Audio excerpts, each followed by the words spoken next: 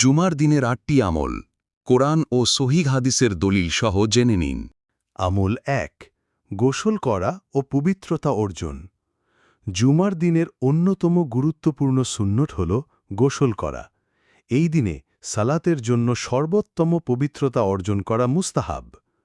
রাসূলুল্লাহ সাল্লাল্লাহু আলাইহি ওয়াসাল্লাম বলেছেন, তোমাদের মধ্যে যে ব্যক্তি জুম্মা পড়তে আসে সে যেন গোসল করে নেয়। সহি বুখারী হাদিস নাম্বার ৮৭৭, সহি মুসলিম হাদিস নাম্বার ৮৪৪। আমল ২ উত্তম ও পরিষ্কার পোশাক পরিধান করা। জুমার দিনে নিজের উত্তম ও পরিষ্কার পোশাক পরা সুন্নাত। সম্ভব হলে সাদা পোশাক পরা উত্তম, কারণ রসূলুল্লাহ সাল্লাল্লাহু আলাইহি ওয়াসাল্লাম সাদা পোশাক পছন্দ করতেন। রসূলুল্লাহ সাল্লাল্লাহু আলাইহি ওয়াসাল্লাম বলেছেন, তোমাদের কারও কি এটুকু সামর্থ্য নেই যে সে তার কাজের পোশাক ছাড়া জুমার দিনের জন্য অন্য একজোড়া পোশাক সংগ্রহ করে রাখবে? সুনান ইবনে মাজা হাদিস ১০৯৬, সনদ সহি।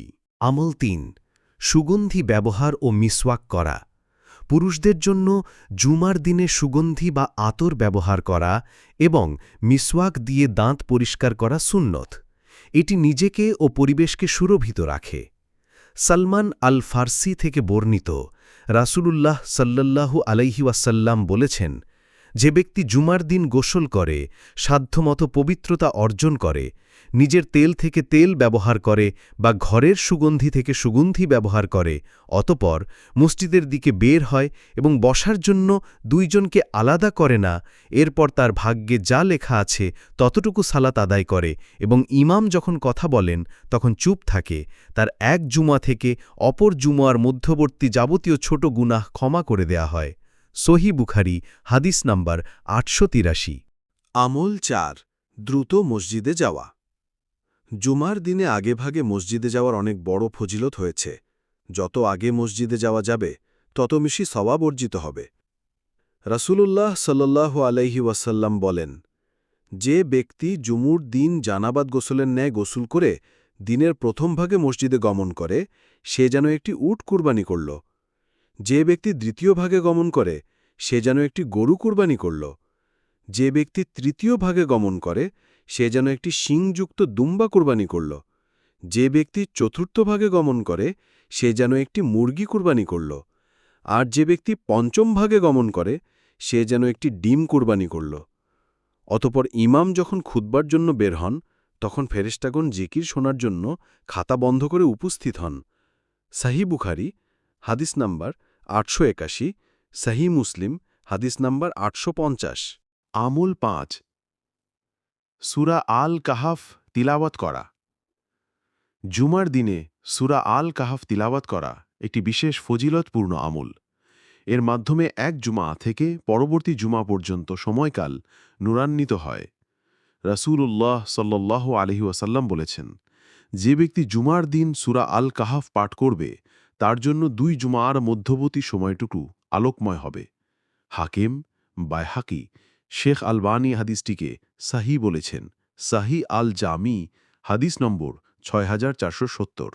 আমল ৬ মনোযোগ সহকারে খুতবা শোনা। জুমার খুতবা চলাকালীন চুপ থাকা এবং অত্যন্ত মনোযোগের সাথে খুতবা শোনা ওয়াজিব। এই সময় কথা বলা বা অন্য কাজে ব্যস্ত হওয়া নিষেধ।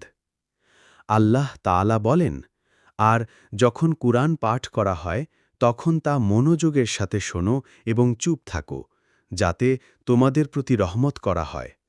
সূরা আল আরাফ আয়াত ২০৪। এই আয়াতটি নামাজ এবং খুতবা উভয়ের ক্ষেত্রেই প্রযোজ্য।